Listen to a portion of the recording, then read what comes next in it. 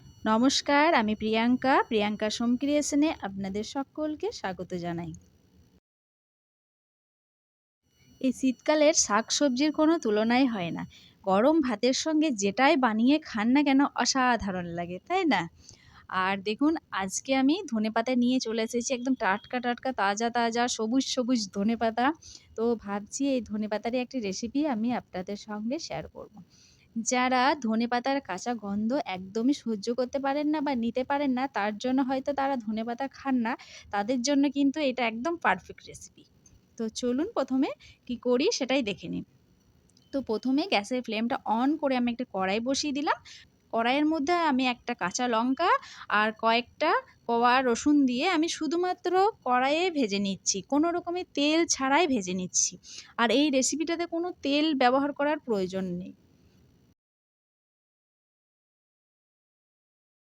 রসুনগুলো যখন একটু ব্রাউন হয়ে আসবে তখন কিন্তু এর মধ্যে আমি যে ধনেপাতাটা ধুয়ে রেখেছি কেটে, সেই ধনেপাতাটা দিয়ে যতক্ষণ পর্যন্ত জলটাকে মানে টানাচ্ছে ততক্ষণ পর্যন্ত এভাবে নাড়াচাড়া করে নেব। আর এভাবে নাড়াচাড়া করে নিলেও ধনেপাতার যে কাঁচা গন্ধটা থাকে চলে যায়, বেশ সুন্দর লাগে খেতে। আর যারা তেল মশলাও কম খান বা তেল একদমই খান না তাদের জন্যও কিন্তু এই রেসিপিটি একদম পারফেক্ট।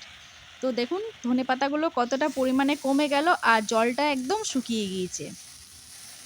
আর রসুন আর লঙ্কাটা কিন্তু এভাবে ভেজে নিলে যে রসুনের কাঁচা গন্ধটা থাকে সেটা কিন্তু চলে যায় আর এই ফ্লেভারটা কিন্তু খুবই সুন্দর হয়। ঝালটা নিজেরা নিজেদের পছন্দ মতো দেবেন। আমি এখানে একটা লঙ্কা ইউজ করেছি। আপনারা চাইলে দুটোও দিতে পারেন। জলটা কিন্তু টেনে গিয়েছে, এবার গ্যাসের ফ্লেমটাকে অফ করে আমি একটা মিক্সির জারের মধ্যে ধনেপাতা, রসুন আর লঙ্কা তুলে নিলাম। এটা আপনারা চাইলে কিন্তু শিলনোড়াতেও বেটে নিতে পারবেন। এটা আমি এবার একটা পেস্ট বানিয়ে নেব।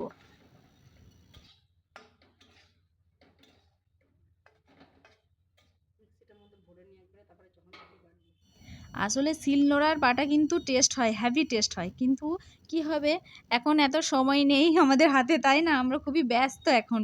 তাই আমি মিক্সির মধ্যেই বেটে নিচ্ছি।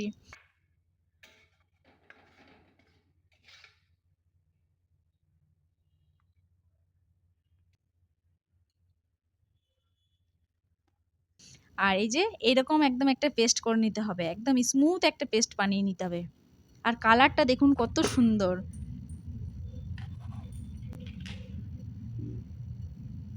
আর হ্যাঁ, আপনাদেরকে এটা দেখানো হয়নি। আমি কিন্তু মিক্সিতে পেস্ট করার সঙ্গে কিন্তু তখন আমি লবণটা দিয়ে দিয়েছি। ভিডিওটা স্কিপ হয়ে গিয়েছে। তাই আপনারা লবণটাকে মানে পেস্ট করার সঙ্গে দিয়ে দেবেন বা এই টাইমেও মেশাতে পারেন।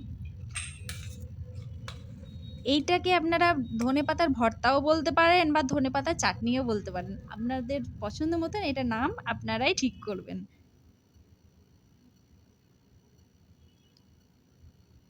আর এটা গরম ভাতের সঙ্গে খেতে না কি দারুণ লাগে। আর যখন গরম ভাতের সঙ্গে দিয়ে খাবেন তখন একটু লেবু রস চিপে নেবেন। তাহলে তো অসাধারণ লাগে।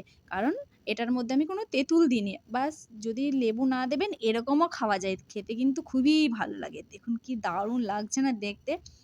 এটা আমার সবথেকে প্রিয়।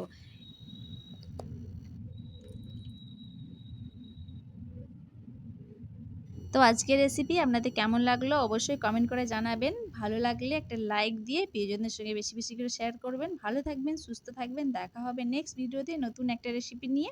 ধন্যবাদ।